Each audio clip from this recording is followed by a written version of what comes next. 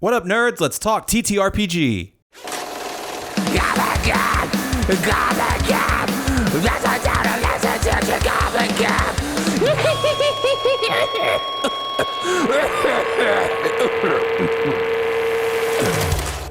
All right, hello and welcome back to Goblin Gab episode 8. Yeah, thank you. You're Lucy. so welcome. I always put it on my notes now. Great, yeah, because I do not. And I'm just going to, one of these days, just going to forget. And I'm going to be like 1543. I got you. Yeah, but episode 8, great. Fantastic episode. It really is. For you today. Yeah. We have a lot to talk about. We're talking about world building. We have a bunch of fun games to play. Yes, it's going to be a great time. We have a great guest on. Kate Korsak is going to be on talking about her new book, her process about world building.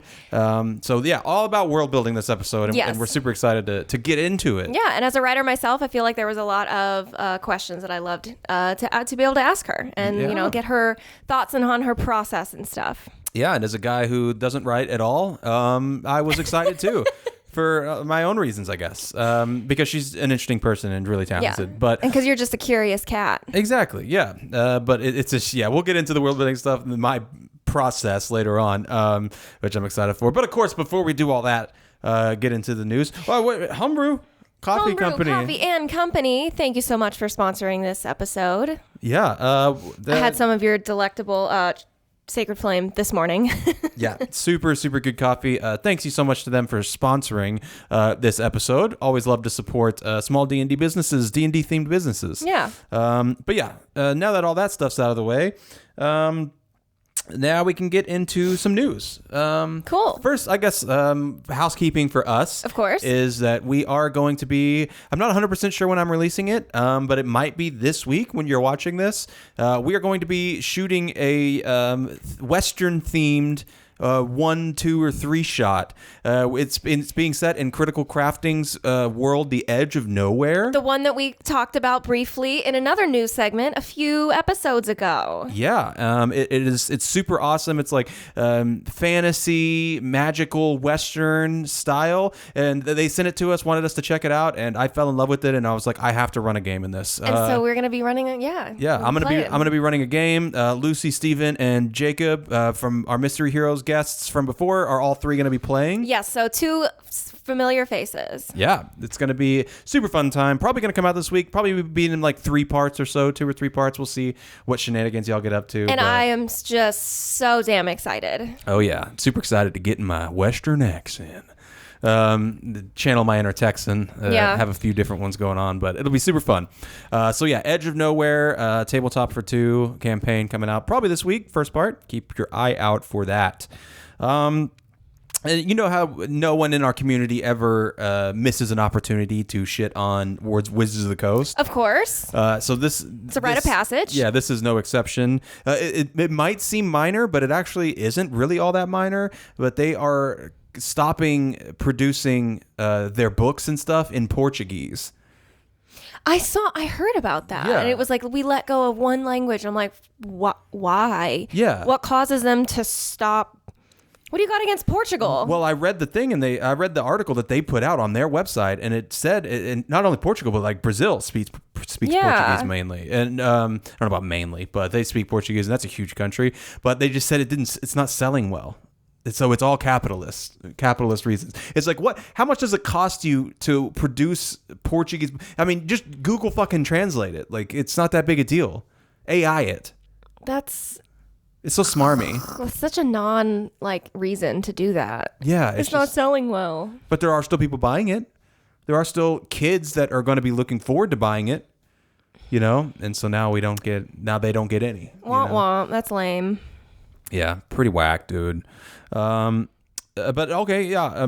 Happier news. Yeah. Dimension 20 is auctioning off their minis, their miniatures. So. Oh shit! From their campaigns. Yeah. So from Fantasy Heist Season 1 in particular, I'm sure they'll do other campaigns maybe later on. Cool. But it's for a good cause. On March 4th, they are opening auctions for the miniatures used by the players, the big bads, the sets, the this, the that. These things. I mean, because their terrains are beautiful. Yeah, they're completely awesome. Rick Perry designs it. And it's going to be super fun. I'm sure I'm not going to be able to afford any of them, but it would be cool to have a nice. But if you can, hell yeah. Yeah, please go for it. All you Bitcoin nerds or something, if you're sitting on hundreds of thousands, just give it to them to support.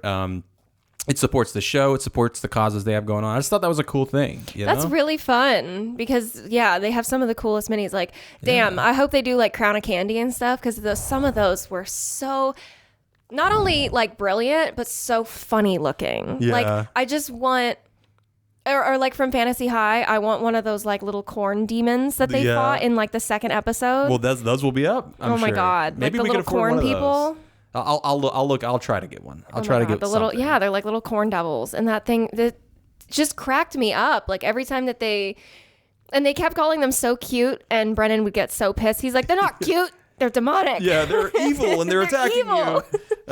you. No, exactly. But no, that's super fun. I'm totally gonna pull a John Oliver where he got Russell Crowe's jockstrap from Gladiator. Love it. I'm totally gonna do that and get something from Dimension 20. Hold me to it. I'm gonna do it. Do it. Then spend money if I have to. Amazing. That's all I got. Okay, well, it's fitting for we're going to talk to Kate later on about her book. There's also a book in the D&D community that's coming out also this coming week. It's on March 5th.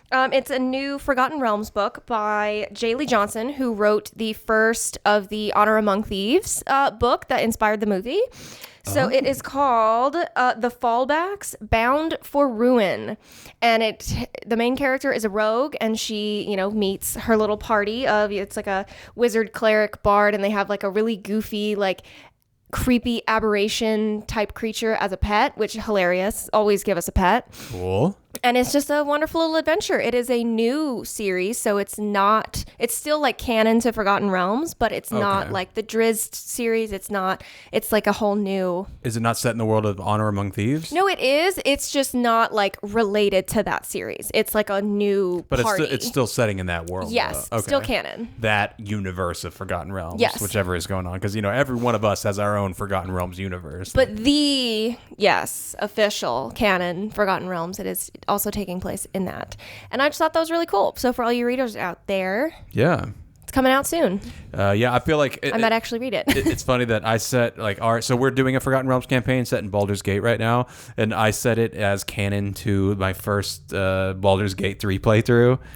It's like I'll throw in Easter eggs like just for me, but I'll throw in Baldur's Gate Easter eggs in general for like you guys that know what it is and stuff. Because about half of us play it. That's have played the video game at this point. I mean Gail's in it multiple times, But there were some other like small things that I've thrown in there that I'm just like, hey, that's for me. But everyone creates their own like Forgotten Realms universe, and whatever is canon happens in there. But I just thought that was cool. I just thought that was fun. I love that. Little tidbits to go in there. Yep.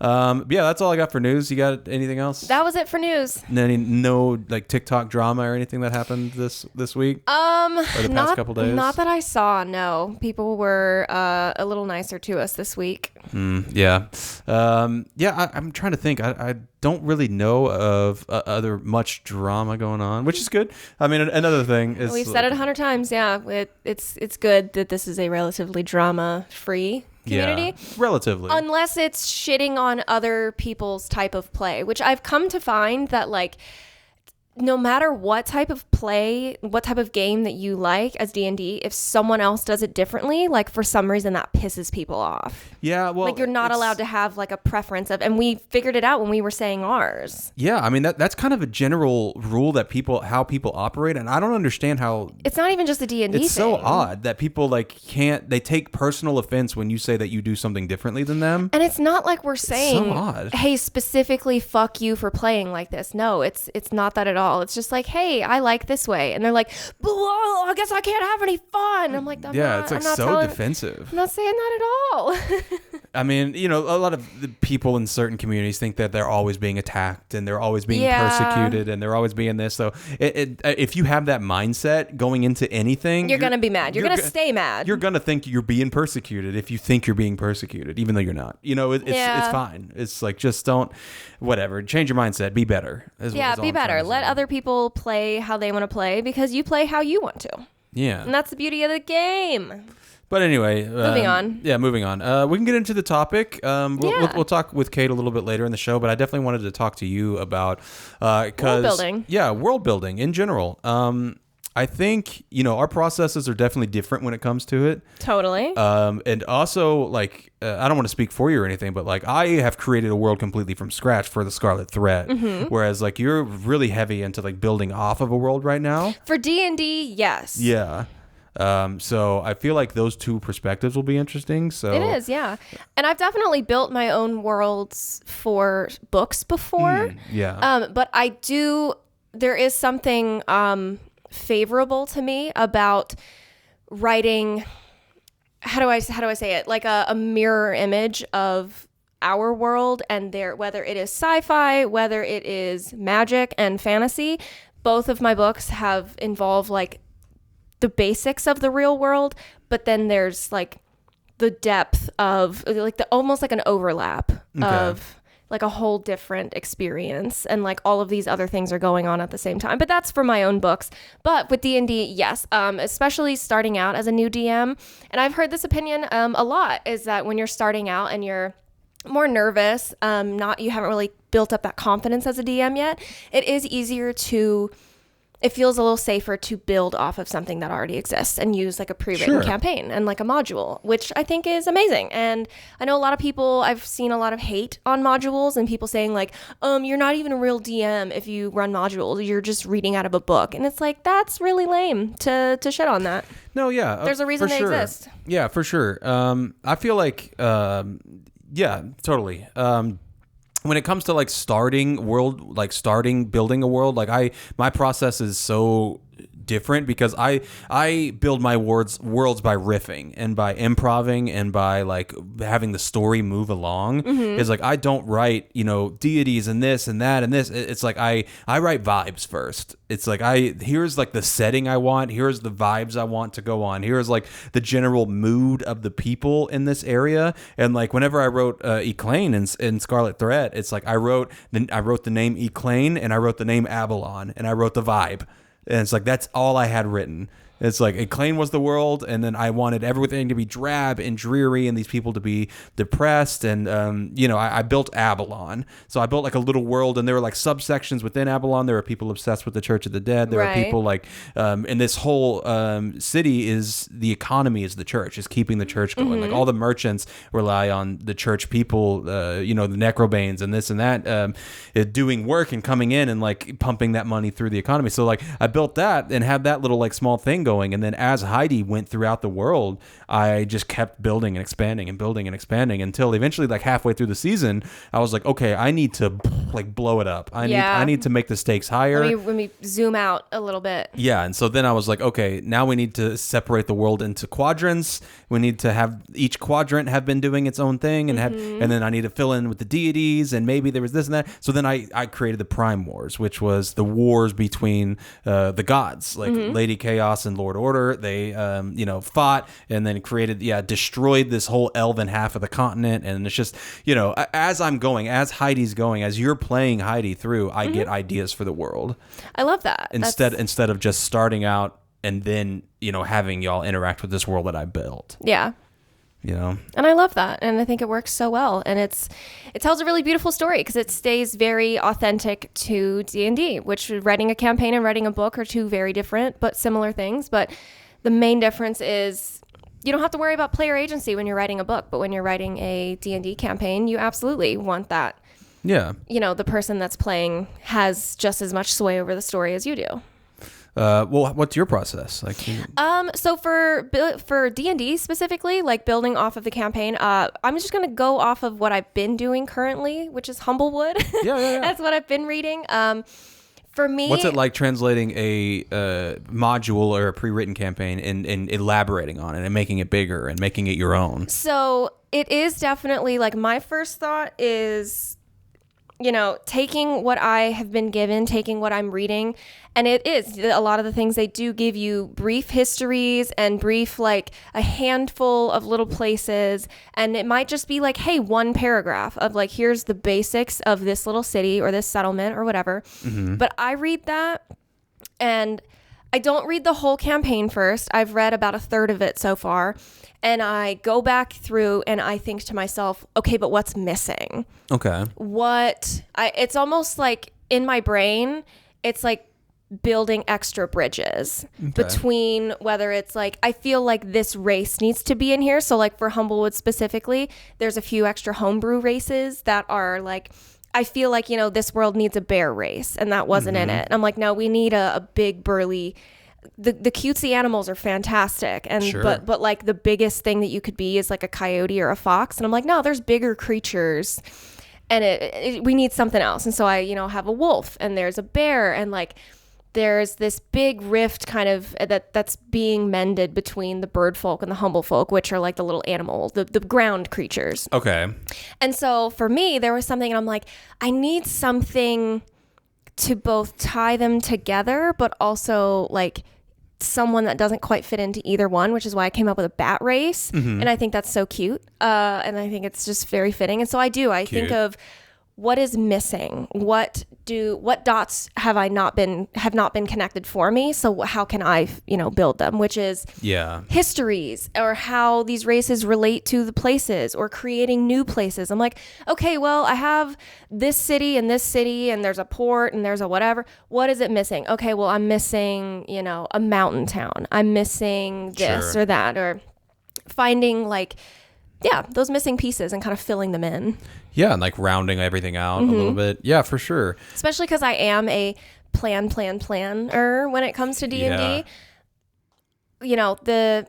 I feel like this part of the module, I'll have it start the way that it's written, but then after a certain point, especially if we're playing with our home game group, I will kind of leave it up to y'all. Like, hey, this is the overarching story, but we're not on like a huge time crunch to where like, no, you have to go here next.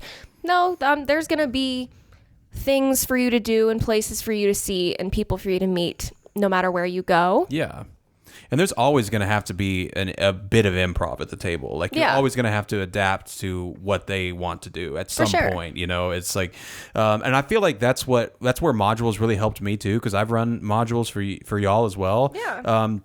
It also helped me fill in like the small things that comes to building a world, like what currency do they use? What's the political climate? What's this? I do it town by town, and I feel like that's kind of how it should be, like region and then town level. It's like here's the vibes of this region, and then have the town operate in a certain way, like the political climate, whatever.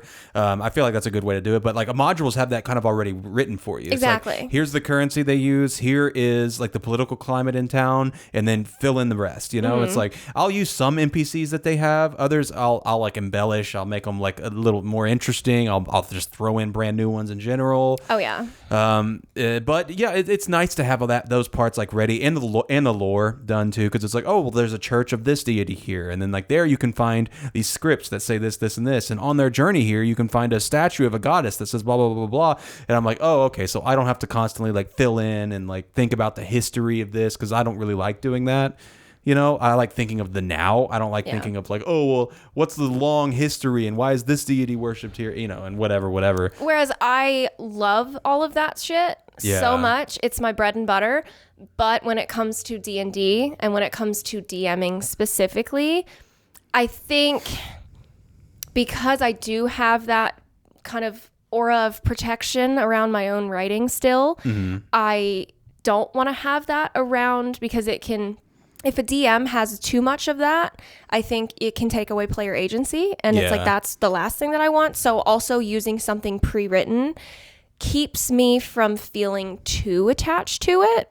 Because if I miss a plot point or two that was written in this book, well, maybe we don't need it. And like, there's going to be something else that I put in there, or something else that y'all will come across. And so I think using something that was written by someone else to start out keeps me from feeling too protective of it over it. Yeah. I mean, I think you'll be surprised. Like if you ever run like a full homebrew or like a mostly homebrew type thing, like our Baldur's Gate one is, the story that I had written has changed wildly since we had started, and it's not only because of the way that y'all interact with the world, but it is just because of the ideas that I have along the way. You know, it's like, oh, this will happen, and I'll be like, I kind of liked whenever this is. So it's like the ending, you know, that y'all are about to get to, like these things have changed drastically. It's like the only thing that's been the same constant throughout has been the black ball and, you know, the big bad kind of. Yeah. So it's like, just be prepared for your story to change, you know, as protective as you would be over it, you know. I think you'd be surprised how open to change you would be, you know. For sure. But if that means at the tables, having fun. And especially if it's like, you know, my players their characters are experiencing growth. Yeah, I'll change my story if it means that you feel like you're moving forward and that you're growing as a character. For sure. Of course. Also things that help me, since like, you know, I don't like the lore bits or the Easter eggs or this or that. Like Phandalin had a really good one. It's like that y'all discovered, and it was crazy that y'all did it. The Lost Mines of Phandelver, when I ran that for y'all were at Cragmaw Castle, I think, and one of you were just like, I want to push the statue over and see what's inside. And I was like, really? And they were like, yeah. And I was like, there's something in there. Like it's written in there that there's like this statue, which y'all still haven't used to this day, that will answer a question for you. Any question in the world, it will answer for you. And it was like a very hidden. It even says like in Lost Mines of Phandelver, they will probably not find this, but for some reason y'all decided to just push it over. And I was like, that's such a cool idea. Like it's like, why would you think to do that? You know? And that's what I want to fill my campaigns with is they probably won't do this, but if they do, I'm prepared for it. Yeah. And here's what you're going to find. I think what helps me is creating randomized tables for that kind of stuff. Yeah. So I'll like before a session, I'll write like a D6 worth of like bits and then, you know, like y'all are about to get in the pirate thing, like you're crossing the ocean. I'll probably write like a D10's worth of things you can encounter on this journey. Yeah. I'll be like, hey, Josh, can you roll a D10 for me? And you roll a 9, and I'm like, okay, yeah, it's really stormy. You see, you know, like some Sahagin and some mermaids, like, you know, trying to weather the storm and stuff. You know, it's like it helps me instead of just having to not fully improv, but have like a table, some things I like randomized. And sure, you're not randomizing. You're not randomizing encounters. You're randomizing experiences. Yeah. You know what I mean? And it's just those things to kind of sprinkle in. Yeah, exactly. That just like rounds out the experience a little bit. Well, and I think it's perfect to use a randomized table because then it kind of puts you in the same perspective as the players where the story is up to the dice. Yeah. And I think that's great. And I love that. I love randomized tables. Any opportunity that you can give your players to roll, you take. Because like that's the game. Which I feel like there are like a lot of some newbies, like a subsect of new players, and I've heard this from people that say like, oh, we'll play for 3 or 4 hours and our DM makes us roll like 3 times because that's pretty because they're so committed to the story that they don't want it to be, and this isn't just the DM that's doing this, it's the players too, that they don't want the story or their characters' decisions to be like interrupted by dice. And I'm like, well, I would argue that you're not really playing D&D at that point. You totally can play it again. You can play it that way if that's what all y'all want to do. But it does take out some of the magic because it's like all of those dice rolls give you an opportunity for growth or an opportunity for a funny moment or an emotional moment or whatever it may be. And so, it's cool to always be successful and always get what you want. But at that point, just go to a Renaissance fair and just like LARP around, you know, like, because this is still a game and the chance is part of the excitement and part of the absolute turmoil. Yeah. When you roll bad. Like in Brennan on Unsleeping City season 2, whenever like Allie made their character go into this like dimension world, like this separate dimension, and he was like, "Oh, dude, you completely killed my big bad in the first like episode because he's like the only roll that would have been successful is a nat 20. Is what you rolled, and so now I have to go rework everything, and like sometimes that's just what you got to do." You know, like you got to change your shit because of a nat 20 or a nat 1 because that makes the player feel amazing and it gives the players the experience of like, so you have to be open to changing your world and your story. Oh yeah, and there's already something I haven't even finished Humblewood yet to where like I haven't even really read what or who is behind the big bad and like the big overarching, and I am already like I have a better idea. Like Sure. in my brain already, I'm like, but I actually like this better because I think it suits the world better, just from the little bits of lore that I have read and how certain people feel about certain things and political climates. I feel like that's one of those things where those are those nitty gritty things that even if you don't have anything else planned, it's important for you to know what that political climate looks like going into it, because that kind of tells you and your players how the world or the people in it are going to react to your players' decisions. If everything is peaceful and everything's fine and dandy, then the things that they do aren't really going to have that big of an impact. But in Baldur's Gate, where people are starving and there's no jobs and people are like, they're losing faith in their gods and there's protests. In our Baldur's Gate, because that's the world that I'm, The things that we choose to do have a bigger impact because the stakes feel so much higher because like the tensions are so high in the city. So it's like, it's just different. It builds that impact a lot. Yeah, for sure. So I mean, just be open, like set, we're trying to like give you little like tips and tricks to like creating these worlds and setting things. But that's really all I can think of, like to say. And I mean, I've heard so many DMs say you like get it through your head no matter how much you want something to happen or love a way that you hope it turns out. If it doesn't turn out that way, please just roll with it. Yeah. Like you have to learn how to roll with it figuratively and literally. For sure.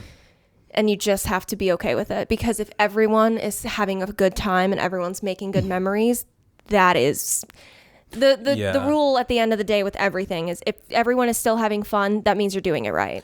I'm always like apprehensive of whenever DMs like we'll post it on like our local Facebook group or something and be like, I'm looking for players, and then they have like 90 pages of lore in this like homebrew world that they've created. I'm just like, man, like this seems like something's like such a passion project that they won't let someone come in and fuck it up, or like someone come in and do something that they don't want them to do. You can't have scenes written in a campaign where no matter what your players choose to do or how they decide to handle it, you give it the same outcome. Yeah. Like that's...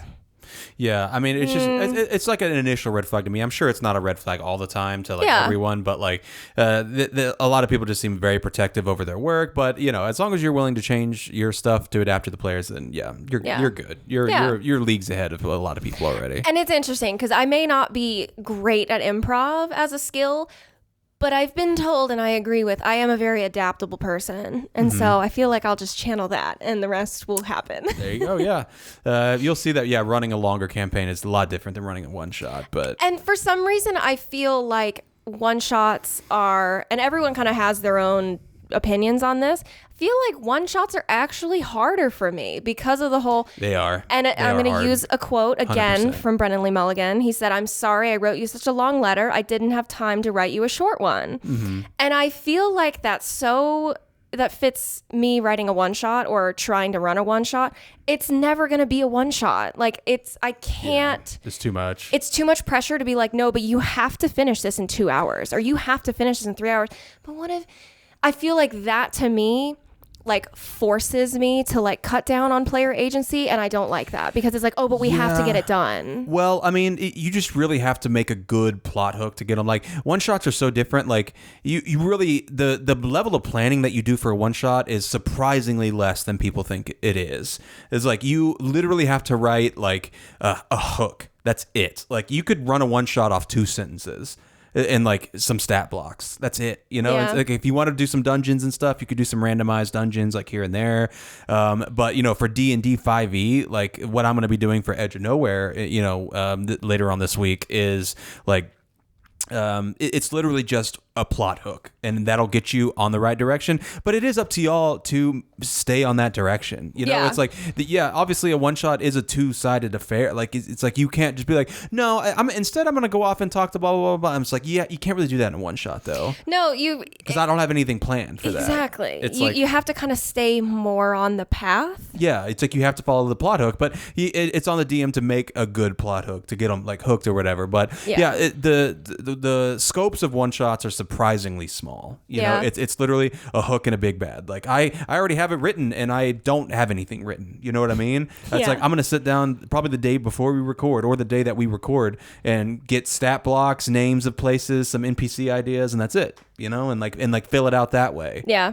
And that's really like one-shot planning is surprisingly simple. Don't overcomplicate it is what I'm saying. Yeah. For people that want to run those, that's compared to a longer thing. But anyway, you got anything else for this? No, I think we should definitely get into the game though, because we're gonna have a fun time. Yeah, games are gonna be fun. So stick around for that. We have some fun games. We have some fun improv coming up right after the interview. Stick around for all that fun stuff. But first, before we get to the interview with Miss Kate Korsak, a word from our sponsor. Hi guys, we want to take a minute to tell you about Homebrew Coffee and Company. They're an adventure-themed coffee company for all the tired dungeon delvers out there that need a good pick-me-up. Not only is their fresh, made-to-order French roast coffee freaking delicious, but every flavor is themed after something found in your TTRPG games like Sacred Flame, Constitution Save, or my personal favorite, Elven Spark. They also have mugs and other D&D related coffee accessories. When you order a bag of their delicious roast coffee, not only are you getting an awesome brew, but you're supporting our community and like-minded creatives in the process, so it's a win-win. Head on over to thehomebrewcoffeehouse.com now to order yourself some French roast D&D themed coffee today. Again, that's thehomebrewcoffeehouse.com, and show these awesome gals your support. Thanks so much to Homebrew Coffee and Company for sponsoring our podcast. Alrighty, back to the show. Special guest! Special guest! Hello and welcome back to Goblin Gab, and we have a very special guest with us today, Mrs. Kate Korsak. Am I saying that right? You are. They're saying it right. Okay, great. For those who don't know, which I don't know why you wouldn't, but Kate Korsak is a prolific author, world builder, map maker, and all around just super nerd online, and we're super excited to sit down with her and you today. So thank you for joining us. Yeah, absolutely. I'm excited to be here. This is a lot of fun. Yeah. So how's your week been? Do you have like a home game D&D that you play throughout the week or anything like that? I wish I did. I don't right now. I used to have a group of friends that we would play online with. It just was a group of like 8 people, and it got real exhausting real quickly. I wasn't the DM of that one either. A friend of mine was, and he was like, guys, this is a lot. So yeah. We've been hopefully going to get back to it soon. They moved and stuff, so they were like, hey, we just need a break. I was like, it's okay, guys. Totally fair. But no, yeah, D&D I is one of those things, have like, before. It's like so surprisingly, like it takes up a lot of like energy and time, and it's not one of those hobbies that you can do. Like obviously we do it for fun, but it's you can't just sit down and do it for fun and turn your brain off kind of thing. You know, yeah, it requires work. Yeah, for sure. It does. And, like social batteries. Yeah, absolutely. Yeah, for sure. So have you ever DM'd before? You said you play on that. Have you ever DM'd? I have. I am actually very new to D&D. I say that I've been playing for about a year. Actually, almost exactly a year, because my very first time I played was the week of my husband and I's wedding. Our wedding party all wanted to learn how to play, and one of the groomsmen was a DM and was like, hey guys, wedding gift, we're all going to play. And so That's awesome. None of us had played before except for him and his wife, who was one of my bridesmaids. And so they taught our massive wedding party how to play together, gave us our first set of dice as a wedding gift. And so that was their wedding gift to us. It was great. So that was the very first time I'd ever played. And then I've DM'd a couple of times just for like one shots and for friends and stuff like that. So I'm fairly new to it, but I mean, it's still fun. So does it translate well? Like, because you're such a good world builder to like making like D&D sessions and games and stuff? It does. I've found I have never like homebrewed a world before, but I really want to play and DM in one of my own worlds, because I've done a couple of like pre-made one-shot stuff and they're fun, but like I like to know the world inside and out. And so there have been a lot of times that like I have ideas and I'm like, oh, like I would really just love to play in this world. I just haven't gotten the chance to yet, but like I would love to play in one of my own worlds. That's like my next big goal, is to like just homebrew a world and do it, you know? Oh, that would be so fun. Like, I feel like you're the most passionate about the worlds that you create. So it's like, that would be, exactly. Yeah, that'd be awesome. When did you first get started, like, writing? If you just started playing D&D, like, when did you first start, you realize, like, oh man, this is my thing? So a lot of like authors will have like their really cool, like, this is when I first started story or whatever. Mine was in elementary school. I had a teacher that just encouraged me to write, and I wrote these like little like fairy stories all the time. Of Like, course. little, like I was super into fairies, and so I wrote stories about fairies. yeah, I who wrote stories wasn't? about oh, absolutely, they're the best. I still love fairies, to be honest with you. But I would write these little fairies or like talking animals and that sort of stuff. And she always encouraged it. Like she was the best. She was just like, let me, and like all the other kids would write about like, oh, like my family went on vacation, and I was like the talking tiger, you know? And so she would let me read them to the class and stuff like that. And so that was when I actually first started. And then there was one day, I was probably like 15, and I had just gotten into Lord of the Rings, and I was like, this is so cool. And I remember just being like really frustrated with myself, because I was like, how is it fair that Tolkien can create this whole world and this whole language and all these creatures, and I can't? And then I was like, screw it, I can. So that's when I started world building. Oh, that's so cool. So I love that, though. That's the greatest motivation sometimes. exactly. It was so much fun. Yeah, that's awesome. For some reason, like, yeah, my like brain just never worked that. Like, I could soak in like the world and everything and be like happy about it. But even now that I'm DMing and like trying to make worlds, like it's just like I feel like my worlds are so sparsely populated because I just can't like get in there and I don't know how to fill it out. You know, I get it. Do you I have, get you have it. a question about how she starts? Oh, right? yeah, I do actually. So like when you're starting, or especially with like your book specifically, when you came up with that world, like, do you start from a like larger scale and like pantheons and then work your way down? Or do you have like specific little places in mind and then you kind of fill in the gaps, like, you know, from the in and out? I think I definitely start smaller scale. So like, especially when I'm writing a book, there have been a couple of times that I built a world just for like the world's sake. And that's always harder for me when I'm writing for like a story. I always start with the characters and like who they are, and then take those and use them to create the world. So like if I have a character and I'm like, oh, I really want him to be an alchemist, I'll then take that and like, okay, well then how does alchemy work in the world? As opposed to like, 100%. oh, this world has alchemy, let me give it to the character. So I work like backwards in that way. So I take what's important and then I implement those things into the world. And that's how I found my worlds come, you know, very fleshed out. Because if I don't do that, I find that like I do have those gaps and I am like, okay, well, why are things the way that they are? Or why is this even important, you know? For sure. Yeah, you and me are the same. We both start with like the characters first and then build everything around. Yeah, absolutely. And that's how like the world then is like for those characters. And so then Exactly. like, all of everything that they do, you feel like impacts the world. So 100%. I feel like that's the perfect way to write a D&D campaign too. I think my biggest struggle with DMing and pulling it from like a writer's perspective is I do love all of the details and all of the little whatever in the world.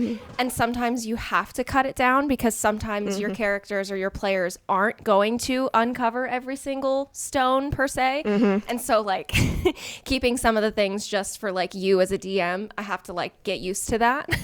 yeah.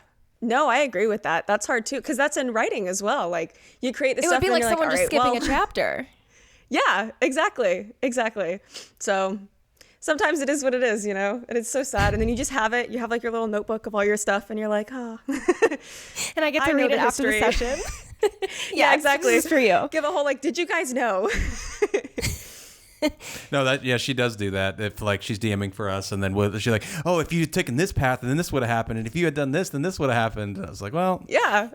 well, Well, because I'm a mega planner, because I'm still also very, very new to DMing. I've only done it a handful of times as well. And so, like, I don't care what anyone tells me. I'm going to overplan until I feel like I don't need to anymore.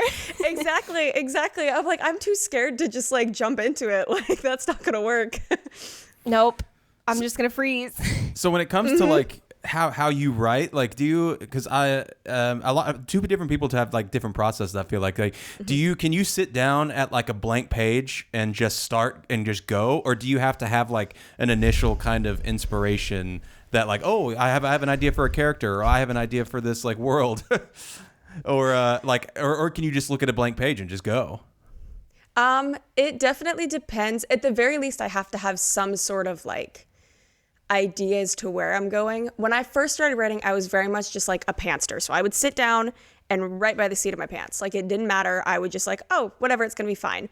As I've kind of improved as a writer. I've learned that I do need to plan stuff out to an extent, because otherwise I'll just go off on tangents and then I end up cutting half of it in editing. And I'm like, okay, that's like, I mean, you cut stuff in editing anyways, like, honestly, Right. you cut stuff anyways. But like, it became to the point where I was like, okay, why am I not planning this out more? And so, and on top of that too, like with world building, I want to, like, as I'm world building, I'll start to think of this story too. And like, okay, well, how can this world affect this story? Totally. And so as all of that sort of just gotten more in depth, I've found myself needing to plan more.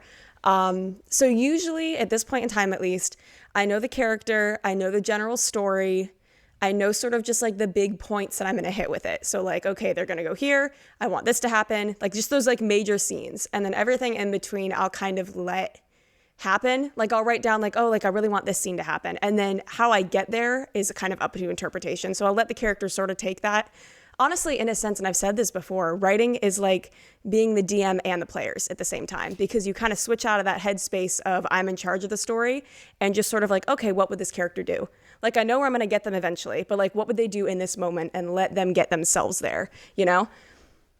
And so I feel like sometimes you kind of surprise yourself, and this happens in D&D and like in at least writing, where it's like you might have an idea of how like an arc for a character that you want to happen, and then you sit down and you're 20 chapters in and something completely different just kind of naturally happens with that character, and you're like, wow, I love that for them. Yeah, exactly. And honestly, that's so fun. Like, that's one of the most fun parts about it. When you write and design characters, do you do like see, this is coming from a guy that knows nothing about the writing process or anything. The way that I build worlds in D&D is like, I'll write down like, okay, they're at this city today, you know, and like, I'll just keep going. Like I have nothing built out. And then I'm just like, oh crap, I should do something. So whenever you're writing characters and everything, do you like self-insert or anything, like, or do you have someone that you see yourself in, or is it kind of just you let the hero have their journey or whatever? I really try not to self-insert, and I did when I first started. At this point in time, I really, actually with my book Guardian that comes out in November, shameless self-plug right there. Hey, of course. But that one, my goal with it was to write a main character that I felt like was so different from me that I couldn't relate, so that I forced myself to kind of get into his headspace. So I wrote a character that was, first of all, a dude. I'm not a dude. So that was like my number one, like, Spoilers, okay, that's different. Yep. Yeah, spoiler. And then he was just really like arrogant and prideful and stuff that like I have at times like dealt with that, but like to a point where like was very uncomfortable for me. And then I brought him into a place where he had to sort of face that. And so it was different. I'm very used to writing characters that are like a little more timid, or like I like the introverted characters. He's so extroverted. And so that I think is a lot of fun. And there are definitely aspects of my characters, all of them, that like have a little bit of me. 100%. But at the end of the day, like I want them to be fully well-rounded individuals to where like they're their own person, you know? Yeah. No, I totally get that. Whenever what's your favorite part about when you're designing the story? Like, are you like the romance type, or do you like the fantasy, like the world, the battles? Like what do you like really look forward to writing whenever you're doing this? I like the really like intense emotional scenes. So I like when that character sort of gets to the end of themselves and is forced to like face their decisions, or face the decisions of like people around them, and like come to terms with things. Those are like my favorite moments. I'm not a huge romance writer. Some of my books will have like a romance subplot because like those are fun, and why not? And I like them to happen naturally. So like with Guardian, for example. Exactly. With Guardian, like when I said that like the characters will take things into their own hands, my main character was supposed to fall in love with someone completely different. And then halfway through the book, he was just flirting too hard. And I was like, all right, well, you did this to yourself, dude. Like, Love that one's on you. So some of that stuff has happened, and it's fun. That really is like D&D. Like you just have to shape the world to how the characters like, how they shape it, and the world has to react to the way that they do it. That's an interesting process. I feel like it's honestly like surprising to me when I got into D&D how similar it was to writing. I was like, I'm surprised that like all DMs aren't writers and all writers aren't DMs. Like that's honestly very surprising to me because of how similar, and like it's the same reactions to things. I've even seen like Matt Mercer say before that like in an interview, like a lot of DMs are writers because of that, because it's like how many people have these like books or unfinished scripts or unfinished, stories and whatever. And it's such a good way to get it out into the universe and kind of put it into something real, as like an alternative to, getting a book published. But hey, some of us like you can do it all. You do both. I try. Do you find that DMing comes naturally to you, like then, or are they two separate things? I think it's separate in the sense of when it comes to the planning side of things, they're very similar. When it comes to actual execution, writing is a very personal and introverted thing, where DMing is way more extroverted. It requires a lot of like acting, and that kind of stuff is improv, not in writing. Exactly. And like you're working with other people, and like that is a whole different like ballpark. So while like at the core, I think they are very, very similar, there's also stuff that's like, it's a whole different skill set to learn.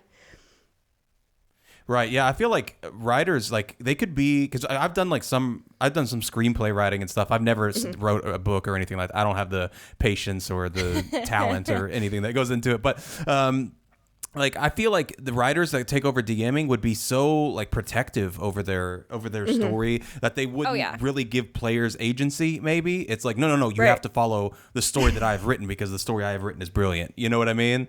Yeah. That's where I've definitely felt that, because I've been trying, when I do DM, I've only done one shots as of right now, which has helped a lot because I'm just practicing the skill of DMing as opposed to the whole story, because I don't know what that would look like. I've found myself really having to like let go and just, once again, plan everything and kind of have all the different things that they could do, so that no matter what they choose, I'm still excited about it. And I'm still like, okay, that's okay. Like they want to do that. Cool. I have something there, as opposed to being disappointed when they don't want to do something I have planned. Yeah, that's fair. Totally. How did the map making get into it? How did you like discover your like love for that, or like how did that come about? So that started, my very first map that I made was for my very first book back when I was like, I'm going to be like Tolkien. And so for that world, I made a map for it. It was real crappy, but like I did it. And that's when I actually found, so I use Incarnate to make my maps, and I love them. They're just great. I've been using it for years. So I found that website, was like, cool. Got the little free version, remade my map on that, once again, real bad. And it was just like for me, it was for my sake. Like I had a little picture of it on my wall and stuff. And like, that was just my world. And then I started writing more. And so each of my worlds, I was like, oh, I want a map for it. So when I finally went to publish my first book, you needed the pro version of Incarnate in order to have like the licensing and stuff and the copyright, whatever. So I was like, okay, cool. I'll go ahead and purchase the pro. And if I'm going to do that anyways, I might as well explore their other features. So I got that in order to publish, and then started playing around with it. Was like, okay, there's a lot. And this was several years later too. So I used the free version for a long time. And I was like, okay, there's a lot of stuff. Started playing around with that more. Started looking, this was what really, really helped me, is I started looking at other people's maps online that they would make with Incarnate. And then I'd go in and like look at the stamps they use and like how big they made their mountains and that kind of stuff. And then I would mimic it just if I liked that style. So I kind of pulled a bunch of styles from a bunch of different people. And then at one point, my Instagram was, oh gosh, I probably had like 500 followers at the time, which was massive for a small author. And so I started sharing some of my maps, and people were like, oh, you should do a tutorial. You should do a tutorial. Like, this looks really cool.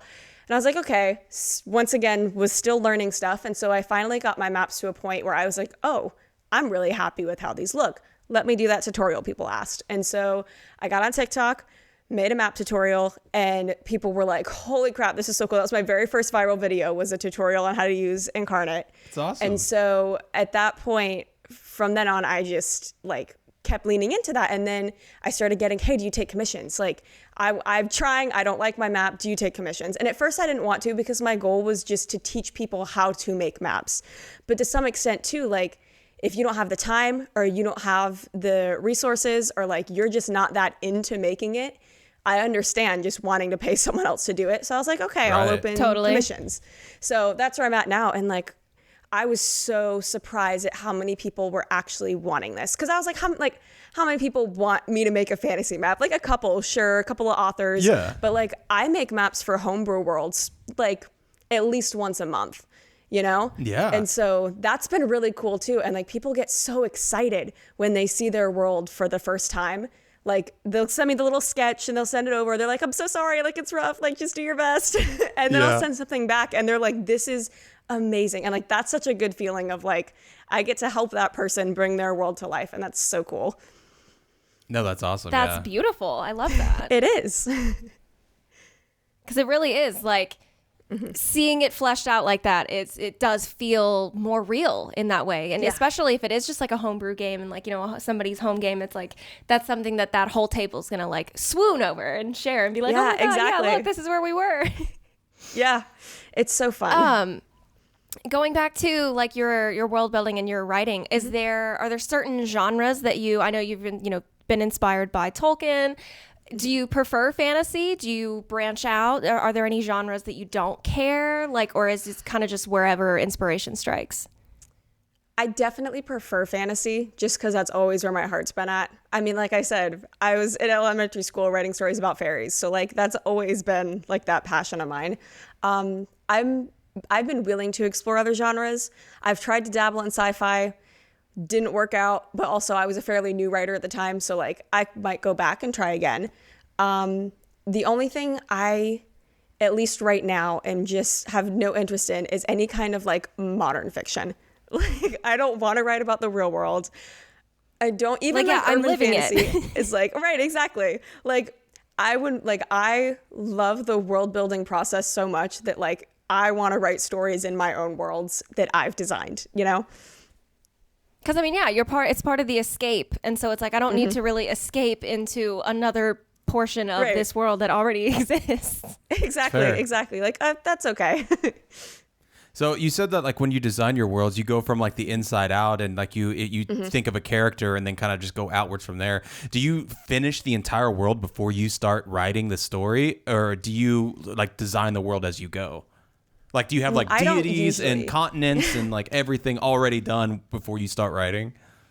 And that sort of stuff, yes. Like, I definitely want to understand the world itself. And that was actually my first book that I wrote. One of the biggest things that I wish I had done differently with it was taken more time to world build before I started writing. And once again, that was my first. I was like 19 when I wrote it. I was still pretty new to world building. That was not the one that I was angry about not being Tolkien for. That was the one that I'm so glad I did not publish it when I was like 15, because I could have. I had like the option to self-publish it and I almost did. And oh boy, it is rough. So this was technically my second. It's my first one published, the second one I'd written, second real world that I'd built. And so I really do wish I had sort of leaned into the world building more. It's not bad. It's a YA fantasy. It's a fairly easy read. And so like, it's not like there is a market for it. What I do now is like so different though, that I'm just like, oh man. So I look back at it and I'm like, oh, what is this?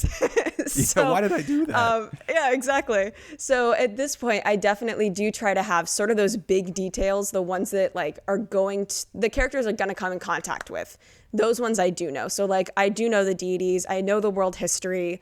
When it comes down to things like currencies, sometimes that I'll come up with as I'm writing, just because I want to see like what the world vibe is, I guess, and then sort of like, okay, well, how do I want to do this then? So some of those things I'll sort of let happen, or like sometimes it doesn't really come into play. My characters are never at a point where they really need to spend money on something, and so I don't need to. So it just, those sort of things, it depends. There is one world that I've been working on for a while now that like, I don't have a story for it yet. I have all the characters and I have like one vague idea. And like that cool. one, I've been like really just trying to world build as hard as I can, just for the sake of world building, to hopefully turn into a book one day. So we'll see how that one goes. That one's like, I'm going into all the nitty gritty. I have all the historical figures. I have all the battles and all the alliances between the countries and stuff. And that's like, it's fun. Sometimes that just gets really fun. And then sometimes I just want to start writing the story. And then as I'm going, I'm like, okay, well, maybe, you know, these people have this history instead, you know? And so I'll sort of adjust and change as the story moves forward. Trust the process, as they say. Yeah. For sure. Exactly. Yeah. Exactly. You got anything? No. So talk about your new book, Guardian. Oh, I love this book give so us much.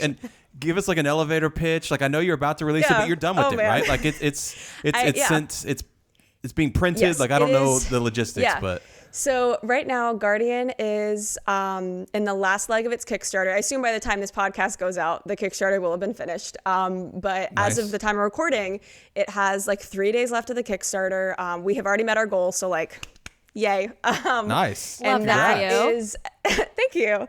That was essentially to cover cover design and editing. So my goal with this book is that I know it's indie published. And as an indie author, I see the indie market and I see that there's a lot of indie authors who will just sort of like, oh yeah, I wrote a book. I'm just gonna like, honestly, like I did with my first, or like I almost did with my very, very first of like, oh yeah, I wrote a book. Let me just publish it. And that is why indie authors sometimes get a bad rep of like, okay, but like it's not well edited or like you cheaped out on something. And I understand that it costs money to do it.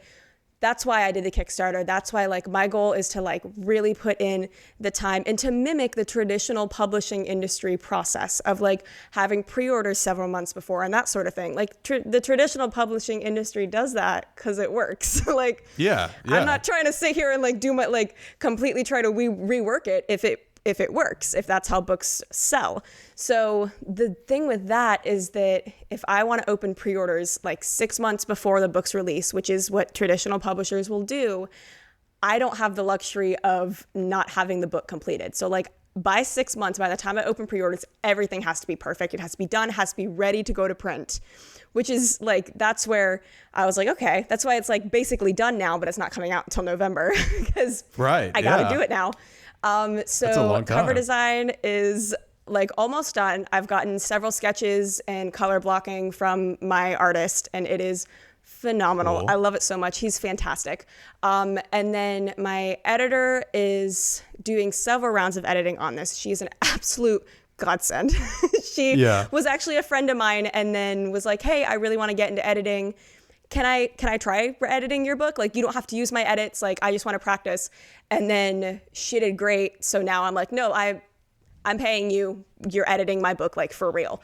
So that was back like a year ago that she edited it for the first time. And now she's like doing it for real now because I made a million changes. So that's where it's at right now. It's in those kind of final stages.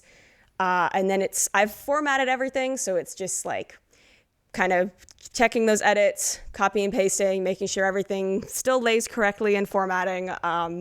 So it's a lot of fun, honestly. I did not expect to enjoy this side of publishing so much. Like the process, the behind the scenes. Yeah, exactly. Like it's a lot of fun. And like being able to decide like what my chapter titles look like. Like I just get to mess around with it till I'm happy with it. And like, that's really cool. So that's where it's at right now. It is an epic high fantasy. So it is about an elven soldier named Kyler. He lives in this kingdom called Sanner, which is the only kingdom of magic that still remains in this world. The elves of Sanner serve the god Adoni, who's the god of creation, and then the god of destruction, Orisis, essentially owns the rest of the realm. And so Sanner just sort of has stayed separate from that. And then when the general of the armies of Sanner disappears, Orisis and his armies attack for the first time in like 1,000 years when Sanner's weak. And so afterwards, Kyler and a couple of other soldiers they essentially try to track the armies of Orisis, see where they're hiding, see where their base is, in hopes of catching them when they're weak and sort of evening the odds, and end up discovering that like Orisis has been at work these past 1,000 years. He's been putting together armies, and he's been planning to take over Sanner. And so that's essentially the short gist of the story. It was a lot of fun to write. I hopefully think it's a lot of fun to read. There's a lot of betrayal. There's a lot of sort of just uncovering history and having to face the decisions of their ancestors, which I think is really cool. So yeah, that's awesome. I'm looking forward to reading it. We backed it on Kickstarter, so I think we're going to get a copy of it. So yeah, I'm really looking forward to it. Man, you guys are awesome. What's the marketing look like? So I'm imagining back in the day you go and do like book tours and you do signings and readings and stuff like that. What's like in the new age of TikTok and Instagram and stuff? What does the marketing look like once this book is ready to be sold? Like what are you going to do for it? I would love to do book tours and signings. I don't know what that looks like. As for social media, my goal is very much because I'm in a weird in-between where like I'm connected with readers and writers, and I'm also connected with D&D players and map makers. And so it's this weird place of like trying to make content for very different groups of people. Yeah. And like also trying to like lean on those similarities. And so, because I started by map making, technically. That's how my account got to where it's at right now. And so it's sort of been difficult to like navigate that. And so a lot of it is like just finding those similarities, sharing the map from this book over and over again, and just talking about it, and also kind of marketing myself almost as opposed to marketing the book. And that's what I think a lot of like authors on TikTok and stuff do a lot, is that sort of like, hey, like, yeah, I'm going to market my book and I'm going to share quotes and stuff like that. But just sharing myself is what connects people a lot quicker. Yeah. I feel like if someone can see your passion and your creativity, like through, that's kind of the beauty of social media, is that if they see your heart and soul that was poured into the book, they're going to want to read it. And then of course, if you show those little tidbits of like, hey, this is what this world looks like. Well, if she wrote it, I definitely want to read it. Yeah. Yeah, exactly.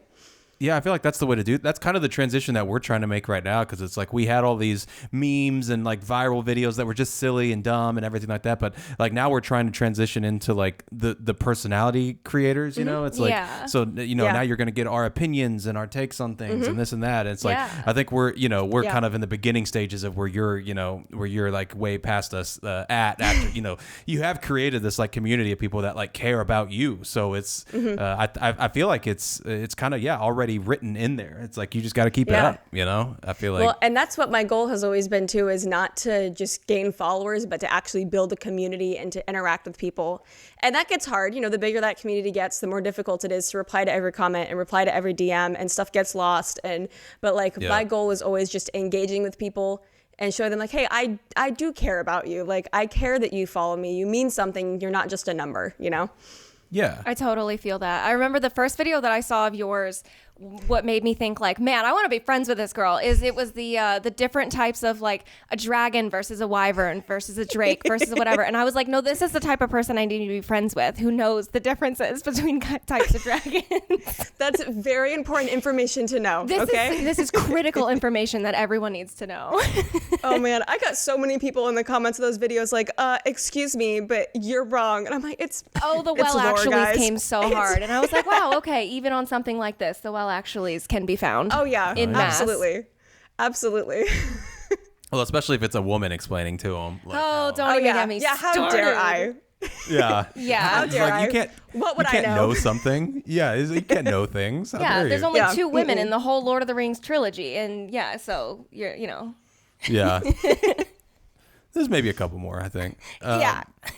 What's next for you? Like, what I know, like, because Guardian is like almost written, or it's like completely written, but like you're just editing. So like, do you have an idea for something else? Are you doing book 2? Like, what's the? Guardian is a 2-book series. So I have a second book. It's all plotted out. I've tried to start it several times and have not been happy with it. So I have many scrapped first drafts. Some of them that are like over 40,000 words that I'm like, it's not working. We're going to scrap it and start over. I don't know why. I've never written a book 2 before, which I think is why it's so hard. Because it's that like, I'm still in this world and I'm still in this story, and I don't want to write a second book that like just drags out or just feels like a really long ending. Like, I want it to have that ebb and flow of a story. And that's been really hard. And the fact that like I've been thinking about this second book through the whole time of writing the first book. So it's just like in my head, and then trying to get that onto paper, I feel like I can't do it justice. And so at some point I need to just like let go and remind myself too that like I can't compare my first draft of this second book to the like whatever, I think this is like the 5th or 6th draft of Guardian that's actually going out. Like, that's not fair. Like, I've rewritten that book so many times. It's been through so many edits. Like, it's not the same thing. And so I have to remind myself of that. But I have that one. My ideal goal would be to have it published a year after Guardian. That would be beautiful. I don't want it to be published any more than 2 years after. I feel like after that, you get like, you start dragging, people are like, okay, is she ever going to publish this book? So that's my goal for that one. I have some other stories that I would love to write. I've got like a pirate fantasy that I love. Love it. I love pirates so much. I freaking love pirates, man. They're the best. They're so fun. So, and like my thing is too, going a little rant here. I've read a lot of pirate fantasies. I've read a lot of pirate fantasies, and sometimes I read these books and the characters either are not pirates. Like they're like, oh, we're pirates. We have a ship and everything, but they don't steal anything, or they're like protected by the government. And I'm like, you're not. Yeah. That's So you're not just what a pirate sailors. is. Right. Yeah. Like, There's okay, a just because like difference. you're a bad person, like does it right. Exactly. Or they'll just constantly remind the reader that they're pirates. Just like, I know you're lying. I'm a pirate. That's not how Like, this please. works, dude. Yeah. How about we show, don't tell? Yeah, Right, give show, us don't some. tell. Yeah, Yeah. give us And, like, some treasure also- maps. Give us some ancient ruins, some gold, Right. some cursed whatever. Like there's Exactly. Like that's what I want, right? Not just like the, oh well, I'm a pirate. Like, are you though? I haven't seen you steal a single Prove thing. it. Prove it. Yeah. Prove it. Prove it. because right now you just So- have a big boat, Exactly. Just because you're a captain. Like, I don't want to hear it. right? Like yeah, So- exactly. I feel and like then, yeah, yeah, absolutely. And I love like pirate history too, and like all of like the roles, or like the fact that like pirate ships would have these like code of conduct stuff. Like all that stuff is so fun. So that's like, I'm Yeah. like, I'm going to write a book and just lean into all that and have all that like fun little information in there. And like, I don't know, it'll happen. It's like It'll happen after Guardian. It's like a different kind of world building, you know, because you have to Right, write like this exactly. whole pirate law and like the codes and like the rules that they follow and the unspoken Yeah. rules and the everything else. Exactly. Like That's that's cool. fun. That is So, cool. I'll yeah. get to it. I feel like the first thing that always comes to mind for me, at least, because you said that you got started with fairies. I feel like my version was mermaids. Like that was probably Oh, one of heck my yeah. earliest stories and like books. And if I'm putting pirates in the book, I'm putting mermaids in the book and like Oh, for sirens. Like sure. it just goes together like peanut butter and jelly to me. Absolutely. That stuff is so fun too. Like all of like the sea mythical creatures, like there's so many. It's Like so cool. I love like the Kraken is so Yes. fun. Leviathan is so fun. Yeah. It's so like, all of scary that. too. Like the ocean Right. is so ominous already. So to make it a world, like you can really scare the crap out of people with just Absolutely. you're on a ship. Sure. Yeah. Oh, I love it. Have you ever thought about experimenting with like different formats? Like have you like short stories or like scripts Yeah. or something like that? So I've written a couple of short stories. One is published in a fall anthology from Azala Press. So they're an indie press company. Actually, I'm friends with the owner. She is wonderful. Molly's her name. And so she does short story anthologies that she publishes. So I have one like Halloween short story. That one was a lot of fun. That was one that Cool. I really relied heavily on D&D to write. So I made character sheets for each of the characters and the main villain. And I rolled for the final battle. So that was Okay. like my goal with that one, and it was a lot of fun. And then there's another one coming out, I believe in August, that is a dragon anthology. So it's all dragons. Dragons are my jam. So when she Yep. said she was Yep. doing that, I was like, oh, heck yes. So I have a short story for that. I told myself I was going to finish writing it today, and I definitely did not do that. So it will be Sorry, we finished. probably hindered you a little. soon. Sorry about I know. that. Yeah. No, Blame you're it on totally us. fine. Blame it I on was us. supposed to. Yeah. I was supposed to, and I sat in my room and watched Psych instead. So what can I fair. say? It happens. Great yeah, show. exactly. So it's a great show.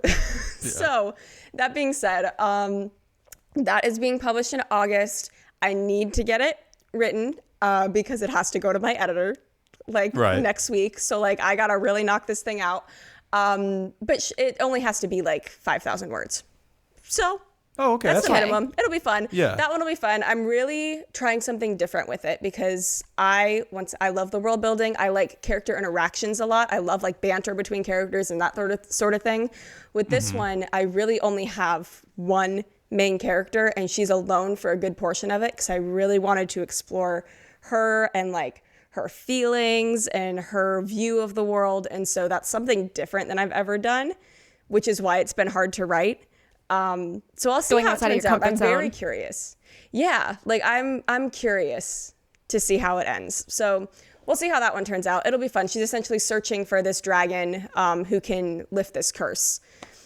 Cool. Love that. We'll see what happens. Do you have a preference of also different, types? Do you have a preference of first person or third person point of view, or do you like switching between different characters? I know that's been really popular lately, but I feel like third person is always very difficult for me, and I think it's because I prefer to read first person, so I prefer to write first person too. But do you have a preference? I've always preferred third. But Really? I wrote my first book in first. Yeah, like I don't know why. When I wrote my very, very first book, I wrote that in third. And that just what came naturally once again. And even like as a kid in like all those little writing classes in like elementary school, I would write in third person, just not even knowing there was a difference between first and third. Then when I wrote my book, The Curse of Rago, my first one that was published, that one was the very first book I wrote in first person. Don't know why I decided to do first. Wanted to try it. I did it. And then I wrote Guardian in first. And then when I sent it to my editor for developmental edits, my big question was, should this be in third person? And she said yes. And I was like, okay, guess I'm rewriting it again. And so I did. And that book needed to be in third. That book did. I don't think there's like a right or wrong. I know some people are like, first person is awful or third person is awful or whatever. And I don't see it that way. I think it depends on the book. I think some books need to be in first, some books need to be in third. And like Guardian just needed to be in third. It's like an Edward and Jacob thing. See, like the first person, third person. So that was a literary. So it's from a book called Twilight. I don't know if you've ever read that. I've never read Twilight, believe it or not. Really? No. Love that. I don't know why. I have friends that are like, you're going to read it. And I'm like, okay, yes, ma'am. I will. I feel like you're past the window to be able to read that, like to appreciate I know, that's my it. thing. You can read whatever you want, but like, you know what I mean? No, exactly. I grew up, my family was never like into fantasy, not into video games either, like, which is kind of funny that like I turned out the way that I am. And like, honestly, the rest of my siblings did too. I have one younger sister and two younger brothers, and all of them turned into either fantasy nerds or gamers. So I don't know where we came from because none of the rest of my family is like this. No nature or nurture, it just happened. Right. Yeah. Like I take it upon myself because I'm the oldest. I'm like, this was my doing. You're welcome. Yes. The trickle down. Exactly. Yeah. So it was my friends who first introduced me into fantasy because both of my friends were super into, and like we're still friends. They were my bridesmaids in my wedding. The ones that taught me to play D&D. Like we're like this. So they were the ones who got me into fantasy. They're like, oh, you got to watch Lord of the Rings. You got to read Harry Potter, whatever. So that was like when I first got into it. And then, yeah, it just sort of like, I was like, all right, well, I guess this is my personality now. So I feel that's so hard. And my That's poor kinda how it parents are just like, happens. but I was like late to the game with a lot of stuff. Like, I mean, I didn't get, my first gaming console was a Steam Deck that we got for our wedding. Like, very late to the game on stuff. And so I'm still discovering things. I'm still learning, like, and I'm loving it. Like, it's just so fun. There's this constantly stuff of like, oh, this is great. I love this. Yeah, it's never too late to discover something else that brings you joy, honestly. Yeah, for sure. I discovered Zelda like 6 months ago and I was like, oh, I love this.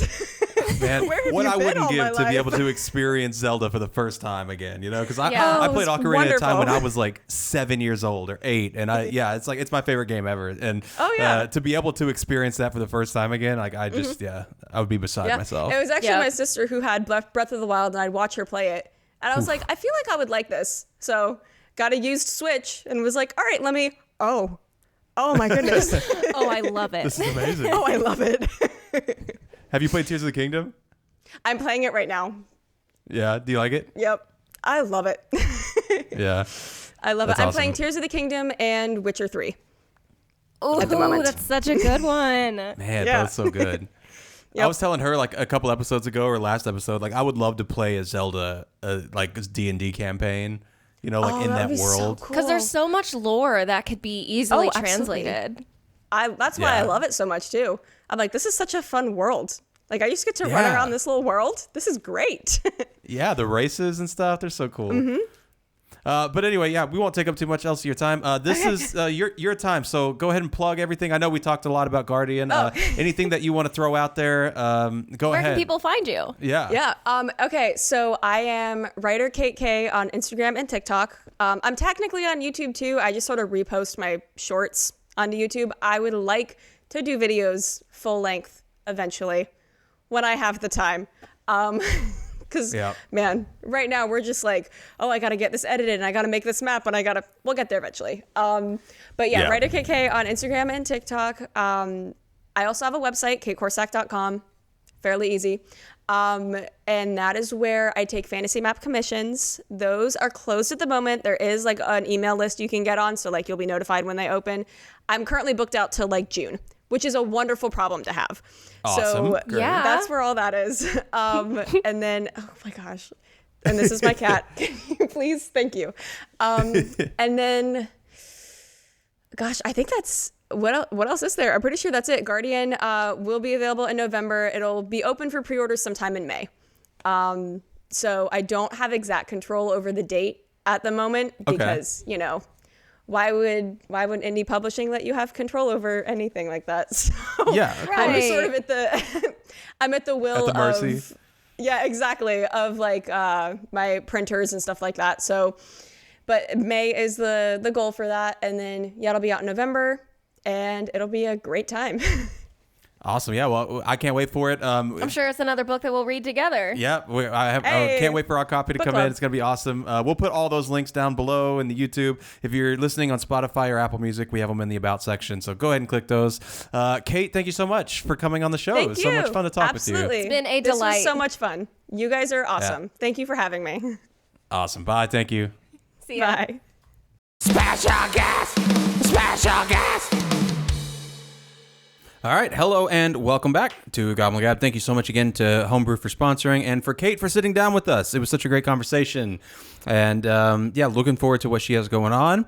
But of course, without further ado, let's go ahead and get into some fun stuff to close out the episode here. Absolutely. And we're going to do something that at least I have never done before, which is rolling for stats. Any game that we've ever played, at least, we always do the point buy system. We do. I kind of like it a lot better. That gives the player more control Yes. over the characters they want to design. And so what we're going to do is we are going to roll for some stats And- then we're going to create characters on the spot. So it's like we're going to roll the stats first and then like create characters That makes class, sense for those numbers. Yeah, class, race, and like personality, vibe, like that whole thing over the stats that we roll. Which is going to be amazing. I have my little All right. dice cult coffin dice tray. I dropped my pen. I got to pick it up. Great. Yeah, you want to roll first? Yes. Absolutely. All right, so you roll, and then I'll like keep track of my thing. I have a place for it, but if you would like to. And then I'll roll, and then you can write it. Perfect. We'll Okay. trade back and forth. So we'll. You roll, and I'll write. So am I roll- keeping track of yours, and you keeping It track? doesn't matter. Okay. I'm keeping track of what you roll. All right. Well, here we go. So we're rolling strength first. So 4d6, and we take away the smallest number. And I learned that that's how you do that today. Yeah. So strength first. Okay, so take away one of the twos. So that is, oh God, that is 9. 9. So that's a -1 to strength. Oh boy. Starting out not strong. Starting out weak I as was hell. like, starting out strong. No, we are not. All right, roll dex. Okay. See if they're more dexterous. Cool. A little bit, yeah. So that's going to be 13, which is a +2, I believe. +1? Oh. +1. 13? Mm-hmm. Okay, +1. Great. High +1. Okay, so semi-dexterous person. Okay, sweet. Constitution, the one that doesn't really matter. Some. Oh, okay, and that's going to be the highest one. That is 14, so +2. Ooh, okay. So con I'm- +2. Okay. So you're tanky. I'm tanky. But not strong. Oh, God. Okay. Right on. All right. So this is intelligence? Intelligence is 11. So 0. Okay. Jeez. This sucks. It's okay. At least you only have 1 negative so far. Yeah, so far. Yeah. Okay. Wisdom's next. Wisdom is 14. 14. Ooh, okay, +2 wisdom. +2, okay. All right, so that's some classes, okay. All right. That's some wise classes. Some wise, some And- wisdomous. All right, next. And last charisma. Cha. And that is going to be 13. Wow. Okay. +1. That's Not bad. That's not bad stats, actually. That's really not bad. Okay, because I'm thinking my first thought with good constitution and good wisdom was druid. Okay. Because you could be like a tanky druid. Yeah, you definitely can. Because you want a high HP because you have 3 if you choose like Circle of the Moon, you have 3 HP pools right off the bat. You have 2 wild shapes plus your own. And wisdom is their spellcasting modifier. So I feel like druid would be a good one right off the bat. Yeah. Because it doesn't matter if they're like super strong. Because when you wild shape, you use those. Yeah. You know what I mean? Mm-hmm. So that would be good. Let's see. I have a little list of races here, and I know it doesn't super matter, but it does to me because it helps me like round out the character. Well, imagine a non-strong race, but like wise, like a non-strong but stout race. Because they have high con, but that's kind of funny because Hill Dwarf has high con and wisdom. That's their racial bonuses. Okay. As well as a wood elf is high dex and good wisdom. Okay, Dex was okay. Dex was okay. Yeah, I like the dwarf better. I kind of like a dwarf. That would be cute. Like a hill dwarf? A hill dwarf druid. A dwarf druid you don't hear very often. You really don't see. This is the fun of this because we're creating these characters and I have never seen that. So a hill dwarf who's not very strong. So we have to come up with a personality reason why they are wise but not strong and not really that intelligent. So I would say that they're probably not intelligent because they haven't like street smarts. They haven't researched. They're probably like because if they're a druid, they live in like a small little secluded forest town. They're secluded. Our character is very secluded in like the forest hills of something like far off from civilization. Yeah.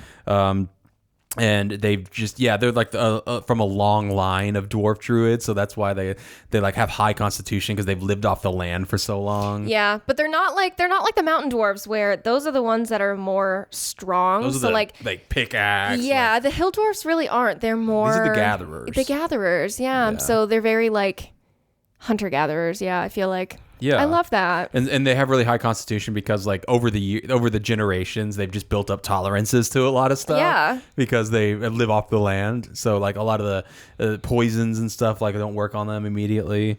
I feel like that's a good one. Okay. Right? That's a good character. That is a good character. Okay, great. Now it's my turn to roll. Okay. I'll keep track of your numbers. All right, cool. Let's do this. Strength. Strength. Oh, okay. Take away the 1. 12. 12. That is +1. So okay. You have some strength. I got a little bit of strength. Great. Oh, Dex. So Dex is 13. Oh, so +1. Okay, dang, not bad. Not bad at all. Let's see, so what's next? Con? Mm-hmm. Let's see, 8, 11. Okay, so 0. Still not bad. Yeah, no negatives. Gosh. I'd love to do this. This is intelligence. Okay, not bad again, honestly. So, 12. So another +1. Okay, so that's what? Intelligence? Yeah, that is intelligence. So strength, dex, and intelligence are all +1. And this is Holy wisdom. Shit. 15. Ooh, +2. Golly.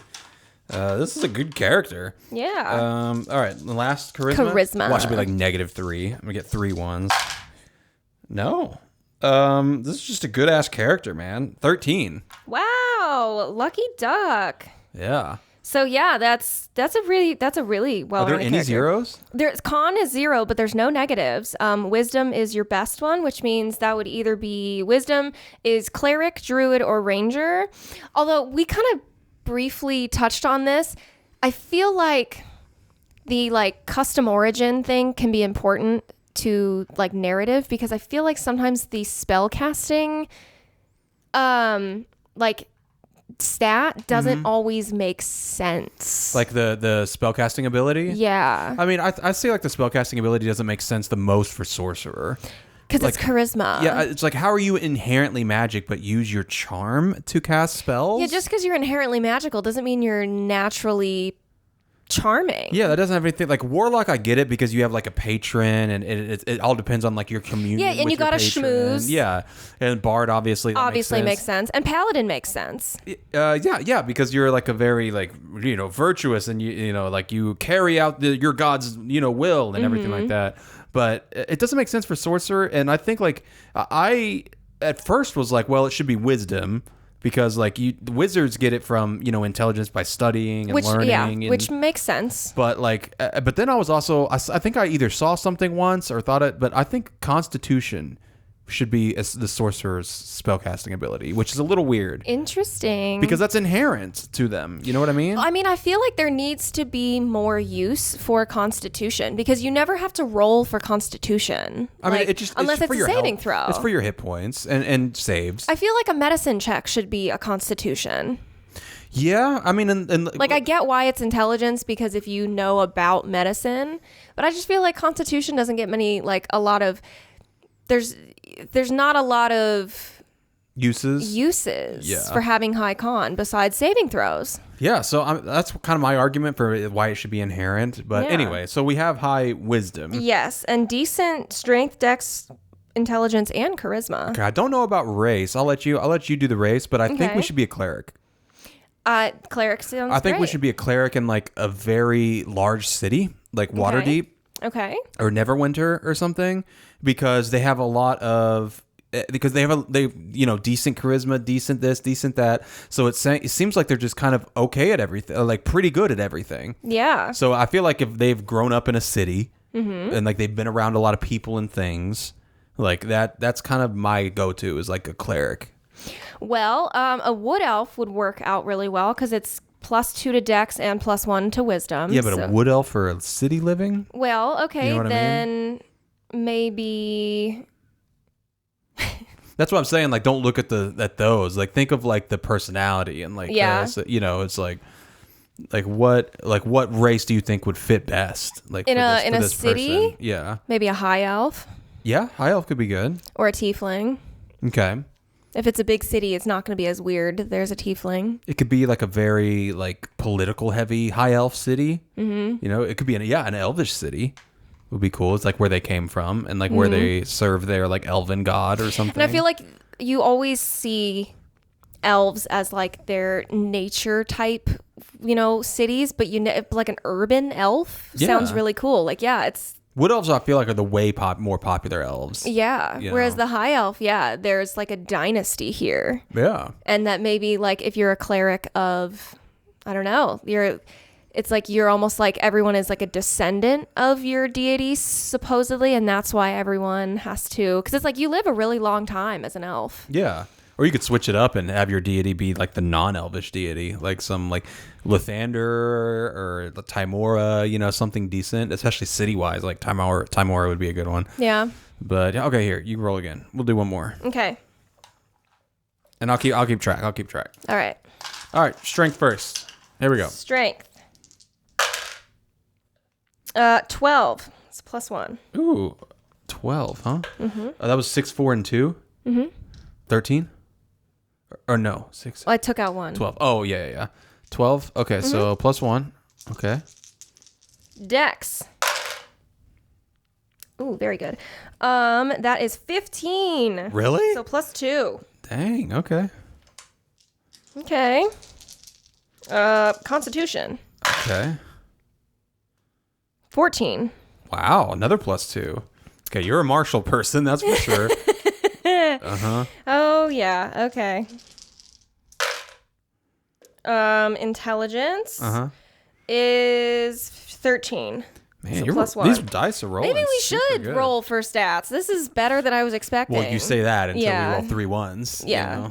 4 1s. So that was did you get intelligence? Yeah. Okay. Wisdom. Oh, here's the dump There you stat. go. Yeah. Here's the shit one. Oh God, I am the least wise. That is gonna be a 7. -2? So -2. Wow. First -2. Yeah. That's really Oh, you're a funny. marshal. You're a marshal. I'm a big old dummy. You're a barbarian for sure. And charisma. Okay.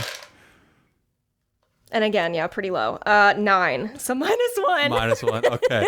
You're not I am- charismatic and you're not wise. You're I am- decently intelligent. Then I feel like I wouldn't be a barbarian. I feel like I would be a fighter. Yeah. Because they're like the smart. Like I'm still.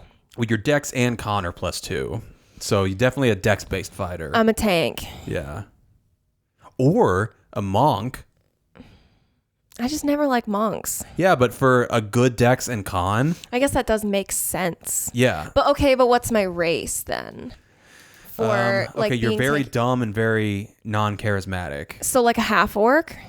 Okay, a half-orc monk would be interesting. That's really interesting because you wouldn't think that a half orc would be dexterous, but maybe like I'm just lean. Yeah, like I'm not as like burly. A feminine, like lean monk. Yeah. Or just a really lean orc because you're like maybe go through like hunger strikes or something. Yeah, because like, they are like monks are kind of sort of religious and have like the way that they live and are brought up, kind of similar to a cleric. Yeah. So yeah, maybe they do. Like they have their way of life, and that's part of it is like being very lean. Yeah. Okay. Yeah, you just don't really care about knowledge or other people. I feel like I would live like again kind of away from a lot of things. In like a monastery. In like a monastery, yeah, maybe Yeah. far away, and like my life is like protecting the monastery, and so I kind of go off and maybe I escort the clerics or the whatever who are traveling like to and from the monastery, but I'm there to like be their guide and their like the muscle. Okay. Yeah. So I'm there to protect. I could dig that. I actually really like that. Yeah, that one's really cool. Wow. All right, I want to do one more. Okay. I lied. I want to roll one more. We'll do 2 each. Okay. This is actually really fun. Yeah, this is cool. All right, let's do one last one. I hope we get one where it's just like a bunch of negatives, honestly. Okay. Well, it's not starting with this one. 15 So +2. for strength. Okay. Great. 13 for dex. +1. Okay, nice. For constitution, lots of 4s. 13. Okay, +1. Nice. Intelligence. Well, 13. Oh, okay. 2 6s and 2 1s. Okay. So +1 again. It's a lot of +1s. And what's left? Wisdom. Wisdom. Okay, 9. Oh, okay. That's a -1. Okay, not great. So not wise. Not wise. Charisma. It's okay. Let's see, 12. And +1. Wow, again, a pretty well-rounded. So your best is strength, your least is wisdom. Okay.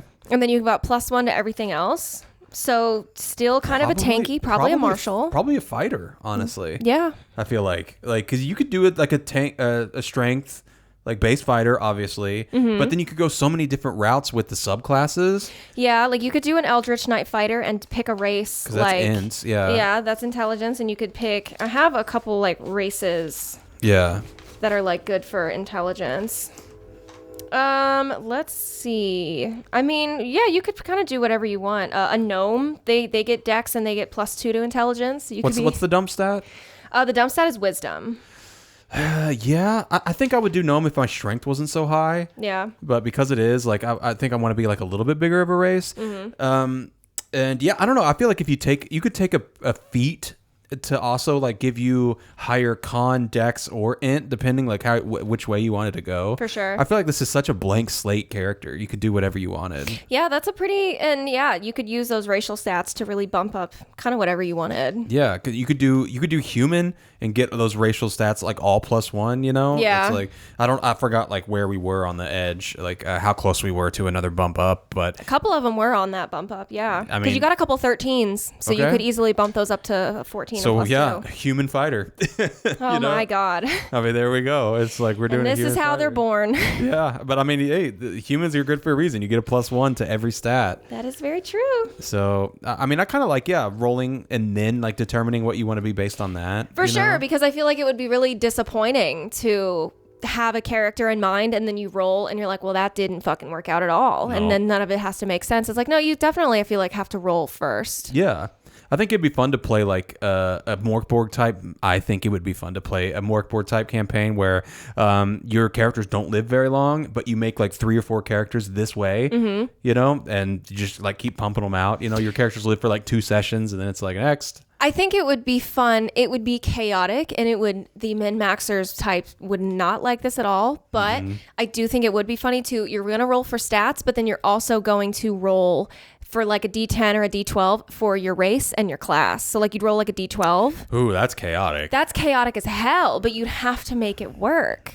I don't know if I would like that as much. I like rolling for like stats a one shot. okay. I think would be really Oh, fun. yeah. Not for like a long one-shot. campaign, but like a true mystery hero. A true mystery hero, Yeah, 100%. I don't even know who you're playing before you start. No, and then even funnier if it would be like you're rolling for what type of like world you're in. Yeah. Like, and just really go chaotic with it and random table everything. That's like that would be like the biggest improv heavy session like ever, you know? But yeah, that's fun. That's cool. I think it'd be fun to make a character like that for a one shot. Yeah. Like it would really like give you a chance to flex your skills and stuff like that. That's cool. Well, that was a fun little game. I love that. Yeah. That was great. All right. Well, we got an improv bit. We sure do. Like we usually do to end out the session. Indeed. What you got for me this time? So, okay, we're gonna. All right, transition. Yep. All right. Can I use one of the characters I made? Sure. I don't know which one, but you are a criminal who was recently arrested for stealing a cart of goods.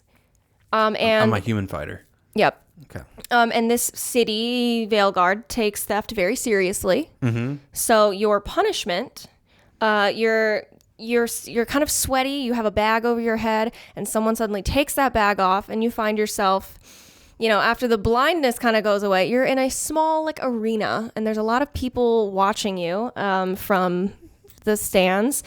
And it's revealed that there is 3 chained monsters in front of you, like pillars. Okay, like Star Wars style? Yes. Okay. I knew you were going to get that. This was inspiration for that. Leave me alone. Oh, okay. Because it's one of my favorite scenes of anyway. But so you have to choose your monster. Okay. And you get to choose between a 9-foot troll, a winged lion, okay, or a giant snake. Fuck the snake. I know. I had to put that in there. So he was like, absolutely not. And you get there is a huge pile armory of weapons. You get to choose whatever one weapon. All right. And then you get to choose. Well, if I'm my human fighter, then I'm going to like pick up the biggest like great sword I could find. Two-handed? Yeah. And then I'm going to point to the troll and be like, I guess that fucking guy. Okay. Because I want to try to like strength contest it. Okay. Well, then the little jesters that are kind of, here to tame the creatures, they'll take the lion and the snake wrangler, they'll take them out of the arena, so you're good on that. Okay. And I'm sure you shiver with fear as the snake slithers away. But then the troll is just, and they've been like probing him, like shocking him, really pissing him off for you. Okay. So they'll take his chains off, and it's like there's like a gong that rings, and he's just gonna come like, whoa, and yeah. I'm gonna be like, hey, dude, did you commit a crime to be here too? Like, what'd you do? What are you in for? And he's gonna kind of stop and be like, well, no, they just told me that they had a job for me, and then they put me in this arena, and they just told me that I would get to beat a small person, and you're the small person. Oh, so you're getting paid for this? Well, no. Are you getting paid for this? Yeah. What? Totally, dude. He's gonna like look, and now he's gonna look at like the king or whatever duke that's in charge of this, and he's gonna be like, No, he doesn't know about it. It's just between like me and the guys. But they said they'd let me go if I try to kill whoever they put in here, and that's you. Otherwise, I don't want to stay in here. Oh, hey, I'm not saying no. Don't try to kill me. Like you can try to kill me. We can make a show of it. But then like don't kill me so that we could split the money afterwards. Like I'll knock you out, make a show of it. Everyone will be happy. Win-win. They'll let you go, and then I'll give you my money. I can give you half the money. See, this is where he would roll for persuasion. So I'm gonna assume that you rolled well because this is just funny. Yeah. So okay, so y'all are he's gonna take his great club that he's got and just like try to thump you with it, but is going in almost like a fake out. I'll be like, yeah, I'll make a huge show out of it. Be like, no, and like do a flip in midair, and, like, hit the ground, and when he like slams it down like to hit you, it's actually like right between your legs, so it's not actually hitting you, and everyone, the whole crowd is like, oh. Yeah. You gasp. And then I'll play dead basically. And everyone's gonna so he'll like kind of take you up by your foot. I'm like, hey, yeah, this is really good. And It's he's really like, good, man. When they take us out, then we'll like beat up the guards and get the fuck out of here. well, sounds good to me. I don't want to fucking do this again. And so he'll like kind of Great. throw you like a sack of potatoes over his shoulder and be like, okay, play dead until they leave. All right, great. And they'll kind of walk him on back out into like the little, I don't know, waiting room. And and there you go. And y'all That's my will new best take on the guards and escape. And then now you're both free. Yeah, and then we'll start an adventure together. I love that. Yep, me and my troll. My troll bestie. The troll and I. The troll and I, yeah. Reminds me of the Game of Thrones, the egg and the hedge knight or whatever it is. Yeah, that's a good one. That was fun. Well, that was it. End scene. All right. Yeah, super fun episode. Thank you guys so much for sticking around, watching out. Thanks again to Homebrew Coffee Company for sponsoring. Thanks again for Kate for sitting down, having a great conversation. Yes, it was wonderful. And be sure to check out all the links below of everything that we mentioned. All of Kate's links are below as well. Yeah. Next week, we have a really cool episode as well. We're sitting down with Diana. Diana the Rose is her name. Very prolific social media TikToker, D&D influencer. So we're very excited to get her perspective and to talk about like what it's like to be a woman in D&D. Yeah. In modern D&D worlds. Because I feel like there's a lot of things that need to be, a lot of conversations that need to be had around that I feel like a lot of people, For sure. too many people aren't willing to have or listen to because it makes them feel uncomfortable. But hey, we're here to have those important conversations. That's what we're here for. So be sure to stick around for that next week. Check out our actual play, 2 or 3 shot, Edge of Nowhere, going to be probably debuting this week as well. So excited. So keep your eye out for that, and we'll see you next time. Bye, guys.